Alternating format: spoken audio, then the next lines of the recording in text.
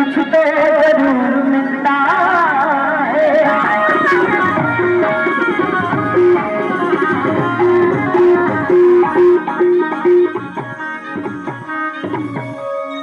और हमारे बीच में हमारे पूनम भैया, हमारे बबलू भैया, हम लोग को इनको बक्सर नरेश कहते हैं।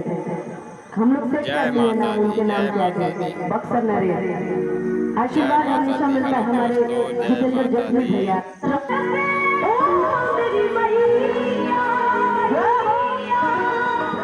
जय हमारे पंडा बाबा। पंडा बाबा जितने भी लोग सही मानते होंगे कि हाँ सच्ची में मैं माता रानी की भक्त हूँ या भक्तन हूँ, तो सच में आप बताइएगा, कैसे बताइएगा?